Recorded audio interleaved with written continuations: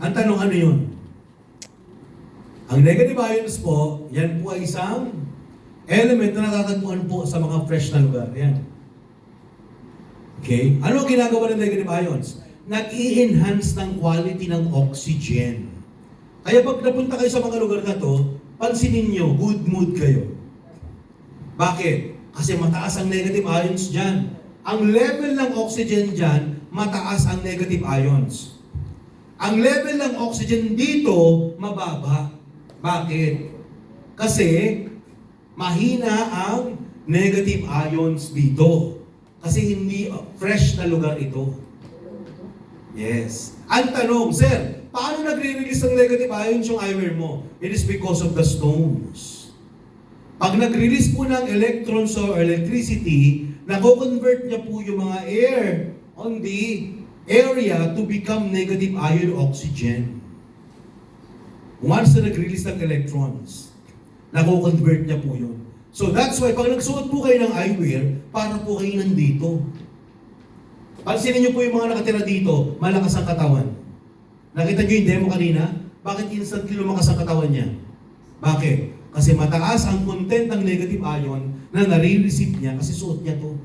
Na-absorb ng balat natin, ng mata natin, yung energy na yun, yung oxygen na yun. So pagpasok niyan, yung negative ions na yun, nag-i-spread yun sa buong katawan natin. So nai-enhance yung buong katawan natin. Okay? So benefits, no? Ng mga taong laging exposed sa mataas na negative ions. Ito ang number 1, it smoothens the breathing. Okay? It removes fatigue. It helps stabilize blood alkaline level. It helps clear blood vessels. It helps eases pain and also helps normalizes blood pressure. Kaya napakaganda po ng resulta nito sa mata natin. At hindi lang sa mata, even with our brains. Maiwasan niyo po yung hilo. Sino mahilig, madalas mahilo? Bakit kaya nahihilo? Vertigo. Ayan. Ano nangyari, sir? Dapat verti-stop na. Yes. O, see? Verti. Ikaw, sir, may vertigo ka? Bakit? Injury? Or anong nangyari sa'yo? Kasi ako, IT industry. Ayan. Punong-puno ka ng radiation. Ayan. Pasok dito. Pasok yan sa mata. So, mas madi-distort talaga. So, umiikot pala ang mundo mo. Ayan. Marami na kaming clients sa IT industry. Ang dami namin client. Yung iba hindi naniniwala, siguro nakakausap ng hindi ka panipaniwala. Pero pagdalhin mo rito to explain it, no? Dapat yun, madala talaga. Kasi kawawa po talaga ang nasa IT. Kasi nasa network, nasa technology world na tayo eh. Yan ang mga magagaling, yung IT na yan. Yan ang may kasalanan kung bakit may cellphone tayo eh. Kung bakit may internet eh. Diba? Nung nagkaroon ng internet, ako po, bawal mawala ng internet sa bahay ngayon. Pag may internet, tahimik, no? Tanggalan mo internet. No, ma! Wala wifi! Ang ingay ng bahay, tama hindi? Gusto mo matulog anak mo? Patayin mo ang internet mo. Tulog lahat yun. Okay? Pero hanggang bukas yan, akala mo tulog sa loob ng kwarto. Ayun. So, ano na si Vertigo? Ayan. So, yan po yung basic lang, no? Actually, marami pong research about negative ions. Maraming research about negative ions. Ang isang research na nakita ko sa Japan, ang ginawa nila, nag-experiment sila ng dalawang daga. Yung dalawang daga, tinurukan nila ng cancer. Okay? So, expectedly, mamatay na yon. So, nilagay nila yung isang daga sa may mataas na negative ion na box. Yung isa namang daga sa natural box lang. Yung nasa natural box lang, na 3 weeks yata namatay na siya. Yung nasa negative ions po, yung daga, umabot ng 3 months. So, it prolongs the life. Yan po ang ginagawa. Bakit?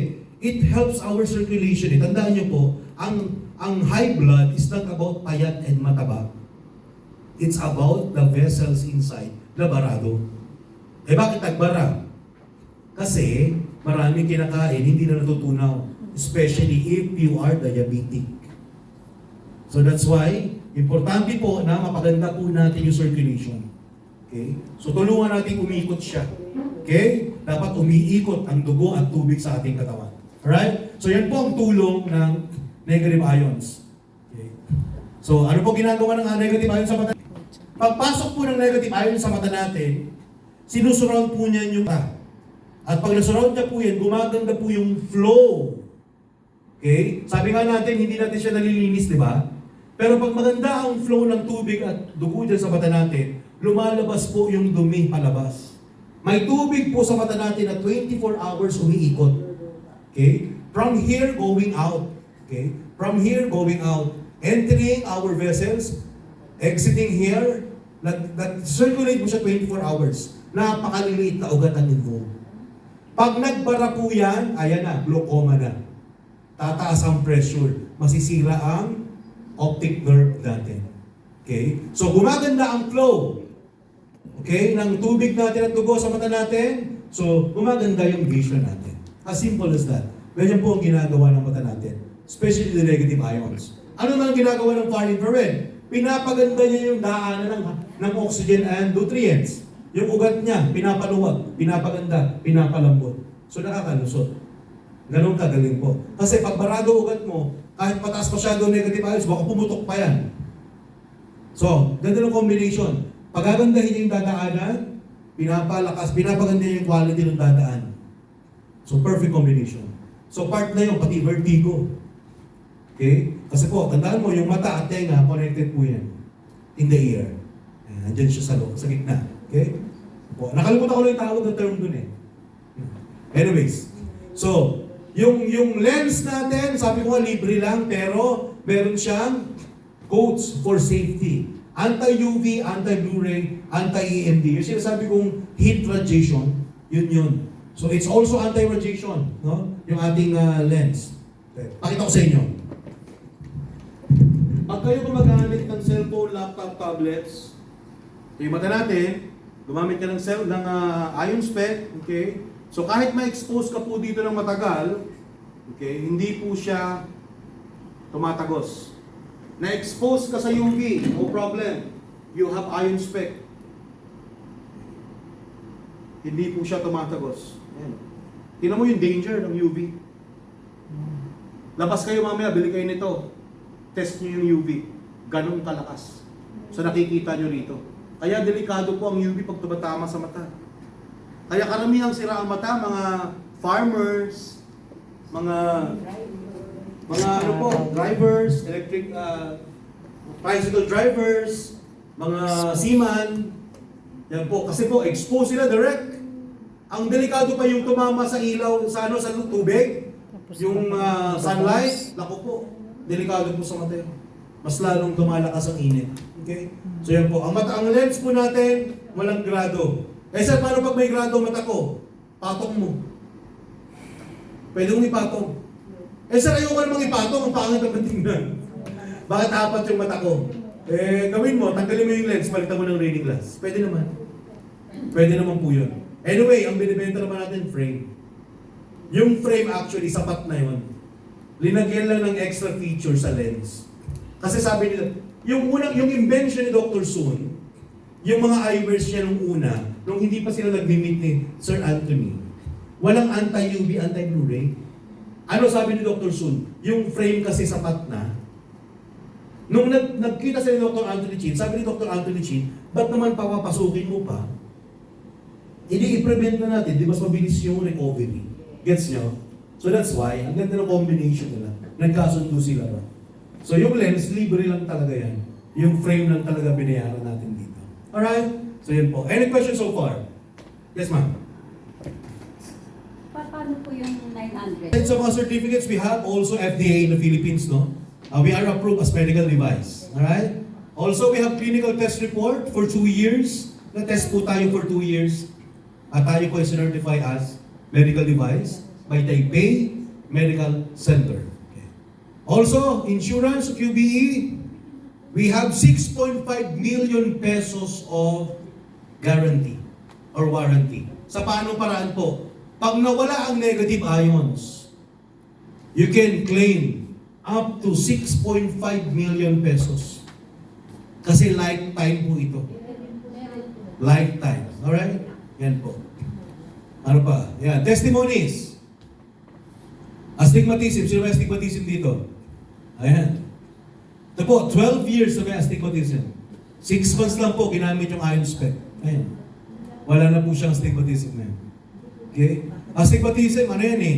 Maraming cause yan, pero the number one cause of that is yung shape ng mata, yung eyeball.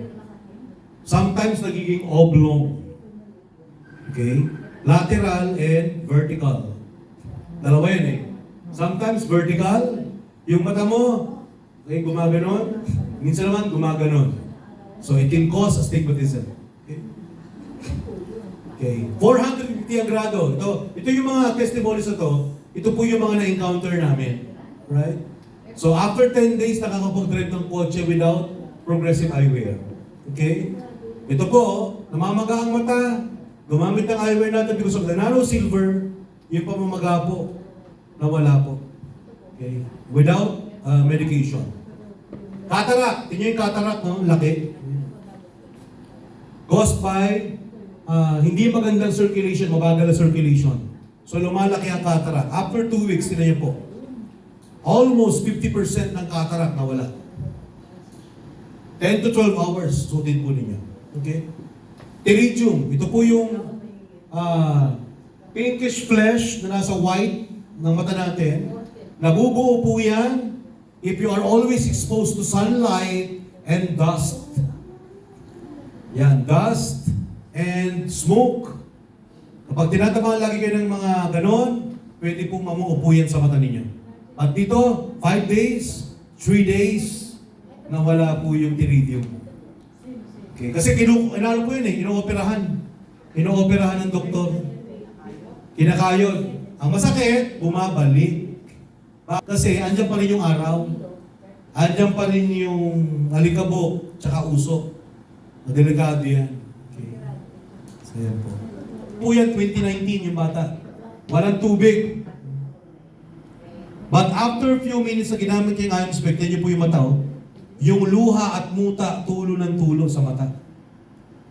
Eh bakit tumulo? Kasi umikot yung tubig. Pag may glaucoma kasi kayo, yung iniikutan ng tubig, barado.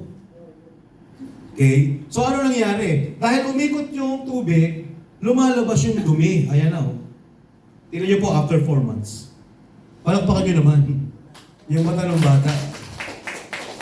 Yung namamaga, nawala. Bakit? Umikot yung tubig. Na-release yung dapat i-release. Ganun po kagaling yung ating eyewear. Yan po ay aking testimony. 5 years ago, yan po, kasya pa ako sa ano. Sa frame. Ngayon hindi na. Ito naman po, may glaucoma rin, no? Tignan niyo po. Pinanganak po siya may glaucoma. Okay? So yan po yung kanyang mata, lumuluwa din. But after 6 months, yan yung po yung mata niya. Almost normal. Ang maganda rito, libre po yan sa may mga glaucoma. So ano kailangan natin ipakita? Ipakita lang po natin yung ating medical certificate, abstract, and OCT scan. You can claim free eyewear dyan po sa office. Anytime, no? Kung ano, may kakilala kayong may glaucoma, dali nyo po dito. Bibigyan po sila. As long as they have proof or papers na nagsasabing sila ay may glaucoma. Meron pang isa, yung myopia. Yan, ito myopia. Itong batang to may myopia. Ano ba yung myopia? Nearsighted. Excited. 14 years old pa ba na may 500 na grado pataas, binibigyan din natin ng libre. Yung batang to, 8 years old, ang mata po niya, tinan nyo mama, sa iyo 900, ito 1,150. Grabe, taas. Yung right, yung left, 1,000. Ganyan kakapal ang lens, oh. Pag tinatanggal niya po yung eyewear niya, nahihilo siya. Ngayon po, tinan nyo po, nagkakabit ng bead sa twine without using her prescription eyewear. Just M53. Ayun, oh, 4,200 each. Gets? Ang galing, Ayan, no? oh. So napakaganda po nung tayo po, hindi lang po para mang-impress or magyabang. Ito po yung pinapakita natin to show not only by papers but also testimonies. Kasi ang best selling point is yung naramdaman ng binentahan natin. Parang itong mga mamshis na to. Ilang taon na namin yung mga members to eh. Tinan mo hanggang ngayon nakasuot pa rin. Hindi nga namin alam, makikita pa namin sila ulit eh. Ngayon, mas bata, mas energetic, di ba? O, di ba? Kasi ang tagal na, mga 2 years ago na yan tayo. Ano, ma'am? No? Tama ba? Nakita kita sa Mandaluyong. Namatay na ba? Ayun, so naging malaya ka na, ganun. So yan po, taga Mandaluyong, sino taga Mandaluyong sa inyo? Ikaw yon. So, kayo taga Taguig Madam, di ba? Si Ma'am saan siya? Sa? Na-meet ka na rin namin noon, di ba, before? Doon sa show din. So, taga Ilocos naman si Madam. Tignan niyo, ano mo? Bakit kaya sila? In your eyes, because it's going to walk you for a very, very long time. Alright? So, kung nag-invest po tayo sa kilay natin, no, maraming babae nag-invest sa kilay. Sa mukha, nagpapakinis. It's best time to invest in our eye health. Alright? So, any question to the product? We will go to our business na after this.